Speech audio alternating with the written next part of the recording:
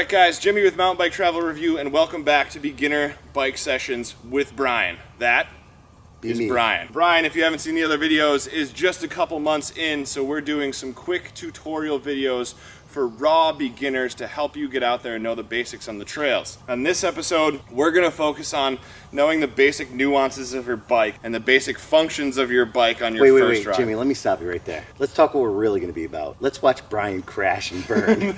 Let's not focus on that. Let's just make sure he knows how to use his basic bike skills, things like your brakes, knowing where your derailleur is. So we're going to jump into it, show Brian some of the basics, and then we'll get out there and start doing some real tutorials. I need to be out here with these bugs. I need my latte. That butt back.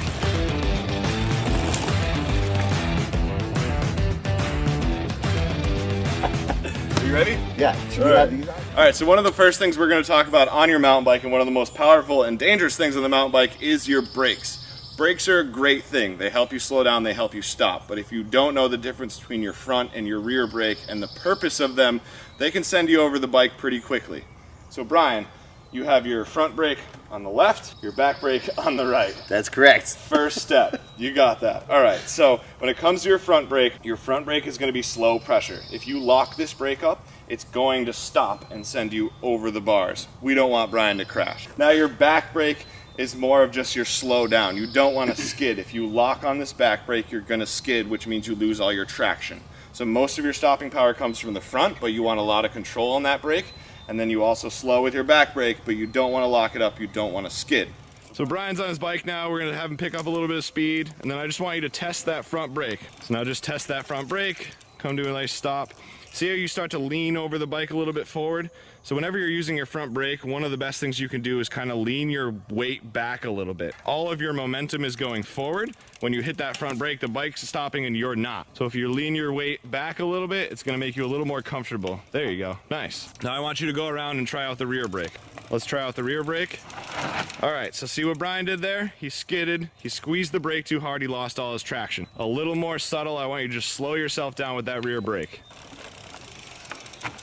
Nice. It's all about control. These brakes are very strong, but as you can see, with just a couple tries, Brian is starting to get used to it. So your front brake is all of your power, your serious stopping. Your back brake just helps you slow down. Next up, we're going to check out Brian's dropper post. Make sure he knows how to use that. If you haven't seen a dropper post, it's basically usually a spring-powered mechanism. It can also be hydraulic, but it allows your seat to go up and down without you having to pull it up and down. So when he wants to put it down, he has a lever up front here. Now he pushes the lever. Push the seat down, it locks in place. If he wants it to pop back up, he'll push the lever, seat pops up. So when you're first getting on your bike, you just got your dropper. When you try to get on your bike, you want to make sure you drop your dropper first. It's going to make getting on your bike a lot easier. Boom, now Brian can step over his bike a lot easier. And then the goal is once you're riding, he pops the seat up, and that's his pedaling position. So now if Brian was going to go into something a little chunkier, a little downhill maybe, he can actually push that button, drop his seat down, and then he'll be in a much more comfortable riding position. It allows you to get lower on the bike, which means he's going to be a lot more comfortable. His balance is going to be very centered. Which it takes some getting used to. The first few times you do it, I actually rode behind Jimmy and some other guys and watched when they were dropping and lifting their post. Found myself constantly dropping my post, then lifting it as soon as I hit an uphill. But you don't have to do that. You can leave it down while you're going up your hill until you really need that strength to keep going. The next thing we're going to talk about with Brian is Brian's riding position. Whenever you're riding, your momentum is always going forward. You have to make sure that your body weight is centered over the bike. The lower you can stay on the bike, the more you can make your body one with the bike, the more comfortable you're going to be. So there's two general positions. There's going to be your pedaling position and your attack position. So as you can see right now, Brian is in your basic pedaling position. His seat is up. His body weight is centered over the seat where his butt is. This is pretty much your basic spot. So whenever you're pedaling uphill, whenever you're just roaming around the trails, this is your basic position. This is a position you want to get comfortable in. As you can see, he's doing some small turns. He can stop pedaling, has general balance, all things you can work on at home. Now the next position we're going to talk about is the attack position. Now, whenever you're going through any chunk over any roots, Brian's going to shift his weight back. He's going to get his elbows out and bend those knees a bit. This is what you call your attack position. Again, attack position, his elbows are out, his knees are bent, he's slightly back over the bike. This is your safety spot. So if you're not pedaling, if you're going downhill, this is where you want to be. Get comfortable there. So the next thing we're going to talk about with Brian is knowing what your derailleur is and where it is. If you break your derailleur in the woods, if you hit it on a rock, your bike will no longer be able to be pedaled. It's the one thing you always want to protect on your bike. If we look at Brian's bike here, on the right-hand side is what you call the drive side. So on the drive side, this is what drives the bike. So you have your chain, your front chain ring, your cassette. This right here is your derailleur. This derailleur, while it may look tough, is actually pretty nimble.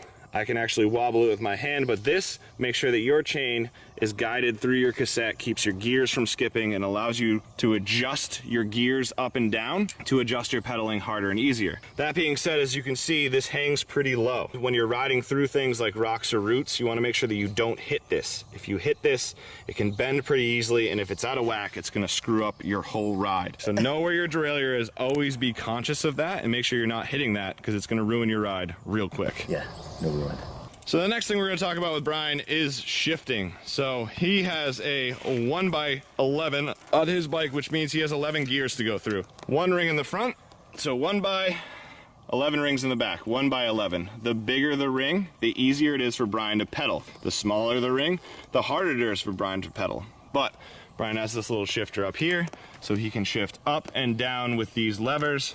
This is going to be easier, and then the bottom one is usually harder. Now, the one thing to note about shifting, you always want to shift when you're not under power. So we have a small hill right here that Brian's going to pedal up. So what Brian's going to do is loop around, make sure he's in the right gear for this hill, a nice light gear, and then he's going to make it, it's going to be a lot easier to pedal up that hill. So he's already shifted to his second biggest ring, gets nice and comfortable, easy spin, and he's allowed to tack that hill. Now, whenever you're climbing, as you can see, Brian is seated. Seated is always easier. It keeps your weight over the rear wheel and makes it easier to pedal and keep traction going uphill. Now, when Brian's going to go back down the hill, he's going to shift back into a bigger gear. He's going to get into that attack mode, elbows out. It's going to keep it nice and smooth down this hill. So what you don't want to do is approach the hill in too big of a gear and then try to shift down while you're going up. As you can see, the bike's making a lot of noises, it's not happy. So always shift before a hill and try not to shift under power or you could ruin your drivetrain. See, now Brian tried to pedal up the hill. He tried to shift while going up. His chain popped off the ring and now he has to fix it. Bad, Brian. Boo. Brian will learn from this. Brian will not do it again. So the last thing we're going to talk about is your head position and staying alert on the trail. Now, when I first met Brian and Brian started riding, Brian would come into a section, a little downhill section, and he's always looking down. Most riders always have this urge to look down in front of you. Now, that's actually going to be pretty dangerous. You always want to have your head up and you want to be looking ahead. So now, when Brian's coming down, we want to make sure his eyes are looking up the trail. You always want to be looking ahead. You want to be looking for other riders. You want to be looking for any obstacles in your way. It's going to make your ride safer for you, for others. It's also going to make your life a lot easier in preparing for obstacles that are coming up in front of you. Take two. So that's it for the riding basics. This is Brian's first ride. Those are some of the skills that you want to make sure that you have and just a basic understanding of the bike. We'll see you in the next videos. We'll get into some details about doing drops, manuals, some other skills that can help you become more of an advanced rider. You ready to ride, Brian? Yeah, baby. Let's do this. Let's do it.